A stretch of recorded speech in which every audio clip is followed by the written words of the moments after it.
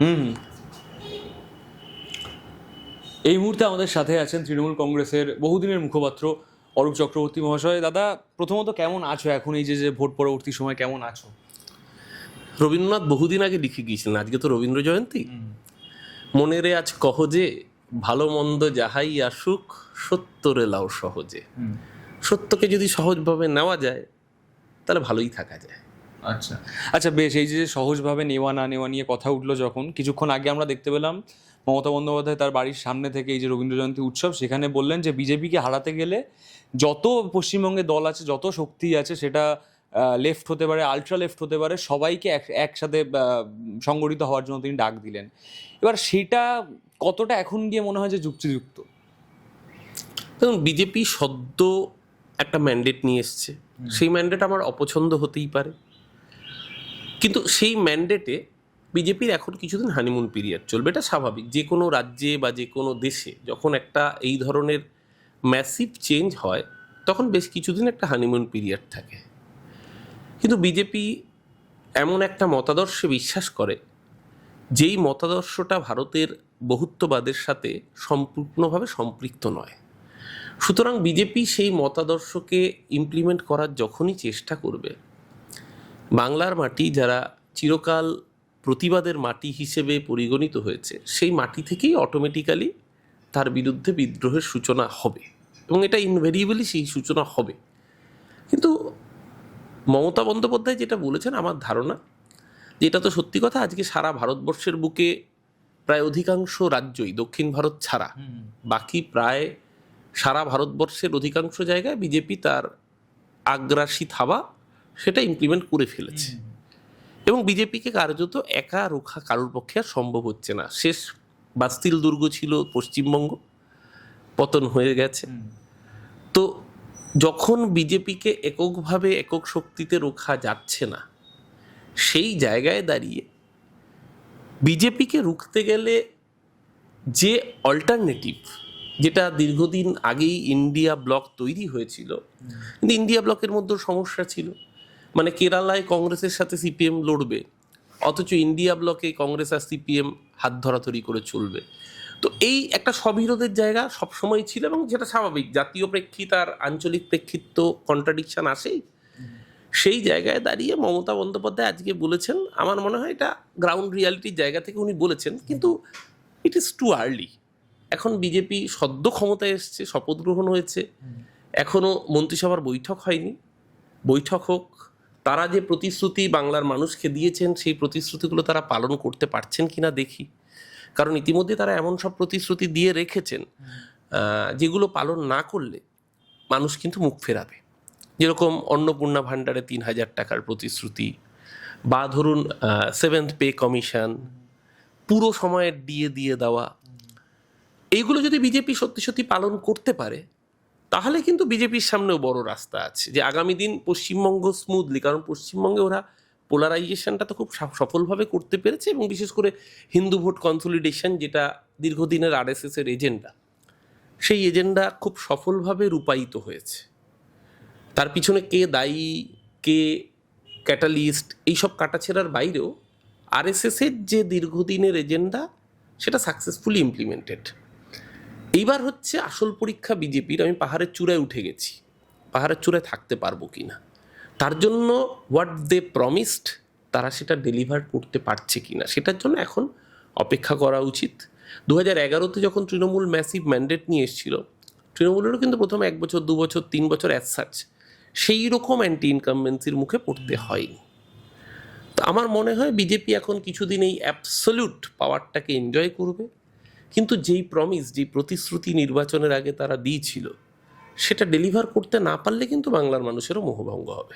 এই যে মোহভঙ্গ হবে বলছো, কিন্তু একটা মানে আজ থেকে 2 মাস আগে অবধি দেখেছি যে যেই সমস্ত জায়গায় বিজেপি হয়তো তৃতীয় শক্তি, সেখানে কংগ্রেস বা সিপিএম এর সাথে মূলত একদম সংঘর্ষে জড়িয়েছিল তৃণমূল কংগ্রেস।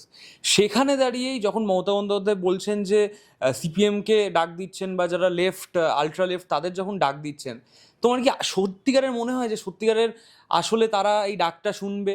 আর যদি ডাকটা শোনেও, সেটা শুনবে কি শুনবে না তাদের ব্যক্তিগত ব্যাপার, কিন্তু এটাতে এখনো অবধি আমরা যা যা দেখতে পাচ্ছি, সেই বামফ্রন্টের যত পার্টি আছে সেখানের যারা বক্তা আছেন তারা যে সমস্ত কথা বলছেন বিগত এই 1-2 ঘন্টার মধ্যে, সেখানে দাঁড়িয়ে এই মমতা বন্দ্যোপাধ্যায়ের এই যে কথাটা একটা, সেটা কি আরও একটা প্রলাপের মতো করে মানুষের সামনে তো উঠে আসছে না?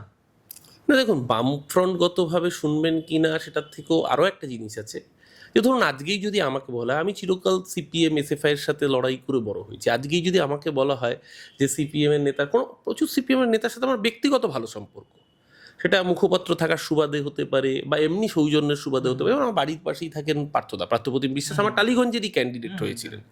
আমি আর পার্থ রাত্রিবেলা ডিবেটে যুযুধান প্রতিপক্ষ হওয়ার পরও পাড়ার চায়ের দোকানে এসে একসাথে চা খাই, সেটা ব্যক্তি সম্পর্কে। কিন্তু আজকেই যদি আমাকে বলা হয় যে সিপিএম এর সাথে একই মঞ্চ শেয়ার করতে, আমার অস্বস্তি হবে, কারণ আমি তো সিপিএম এর হাতে মার খেয়েছি। আবার একইভাবে সিপিএম এর কর্মীটাও তো আমাদের হাতে কখনো না কখনো মার খেয়েছে। তো এটা একদিনে এভাবে হবে না, কিন্তু একদিনে না হলেও একদিন হতেও পারে। কেউ তো মাথার দিব্যি দেয়নি, পাল্টায় মত পাল্টায় প্রতিদিন, ধারা বদলায় মাউসে তুঙের চিন। তো ধারা যদি বদলায়, আর আমরা যদি এই অকালেও স্বপ্ন দেখি, কার তাতে কি? ঠিক আছে, আজকে একদিনে হচ্ছে না, কিন্তু এইটা তো ঘটনা যারা প্রকৃত অর্থে ধর্মনিরপেক্ষ রাজনীতির চর্চা করেন। হ্যাঁ, সিপিএম এর স্বাভাবিক কারণে সিপিএম এর আমাদের উপর রাগ থাকবে, কারণ সিপিএম আমাদের আমলে শূন্য হয়েছে। সিপিএম এর গাত্রদাহ থাকা স্বাভাবিক, এবং মমতা ব্যানার্জির প্রতি ঘৃণায়, মমতা ব্যানার্জির প্রতি আক্রোশে তারা নিজেদের ভোট ব্যাংকটাকেও বিজেপিতে অনেকে দিয়ে দিয়েছেন, আমরাও অভিযোগ করেছি।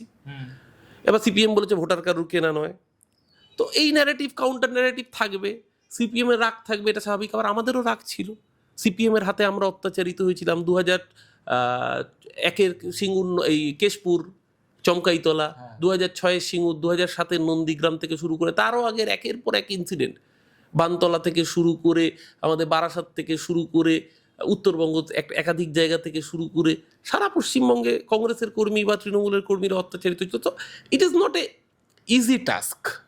দুটো ঘরানা আলাদা, দুটো স্টাইল আলাদা, দুটো ধরন সম্পূর্ণভাবে আলাদা, এটা একদিনে হবে না। কিন্তু যদি আপনি সত্যিকারের, আবারও বলছি, যদি সত্যিকারের আপনি ভারতের সংবিধান যেটা বহুত্ববাদের কথা বলে, সেই বহুত্ববাদে যদি আপনি বিশ্বাসী হন, চেয়ারম্যান মাও সেতুং এর কথাই তো বলা হয়েছিল, লেট থাউজেন্ড ফ্লাওয়ার্স ব্লুম, শত ফুল বিকশিত হোক।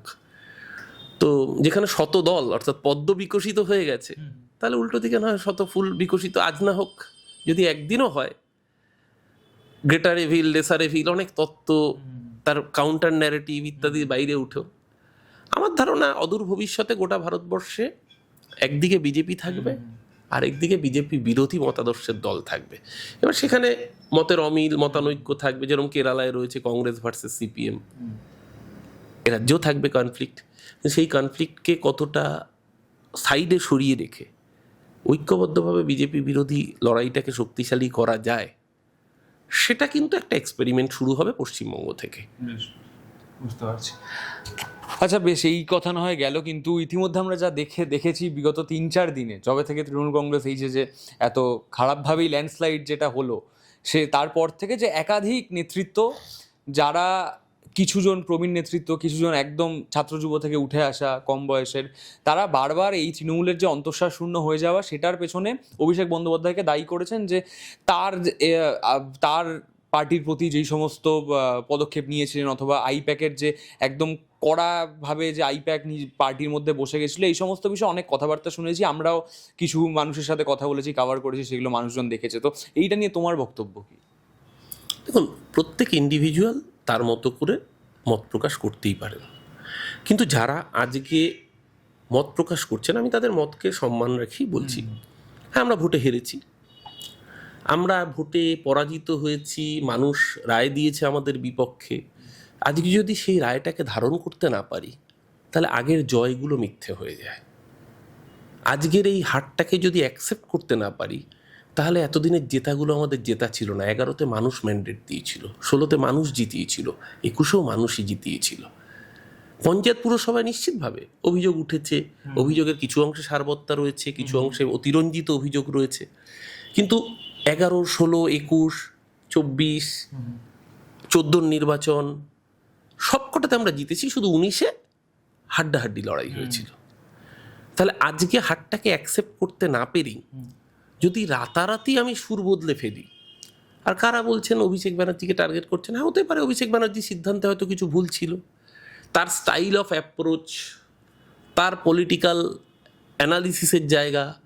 আজকে যাদের ভুল মনে হচ্ছে তারা তো 15 দিন আগেও বাবা অভিষেক ব্যানার্জির বাড়ির দরজায় গিয়ে হত্যে দিয়ে পড়ে থাকতেন।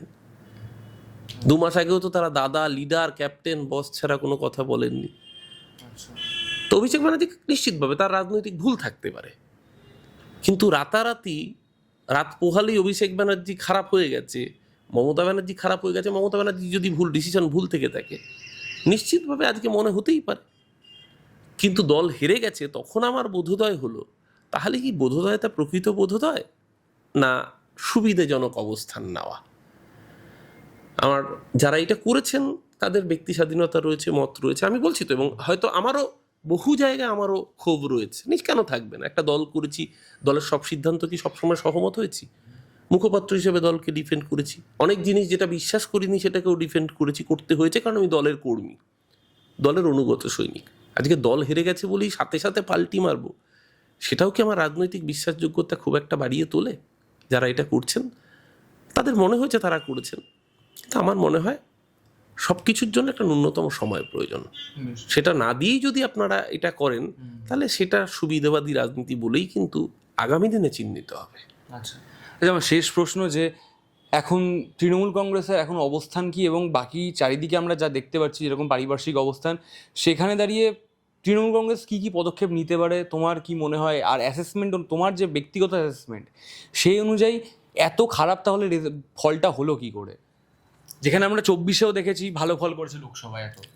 না দেখো, একটা জিনিস, 24-এর লোকসভার পরে তৃণমূল, আমার যেটা ব্যক্তিগত ধারণা, এটা একটু কন্ট্রোভার্সিয়াল কথাই বলছি, আমাদের যে মূল স্ট্রেংথ ছিল একটা মাইনরিটি ভোট ব্যাংক, একটা মহিলা ভোট ব্যাংক, মাইনরিটি ভোট ব্যাংকটাকে ডেলিভারেটলি এই এসআইআরে আন্ডার অ্যাডজুডিকেশন করে তাদেরকে ভোটাধিকার থেকে বঞ্চিত করা হয়েছে 27 লক্ষ মানুষকে।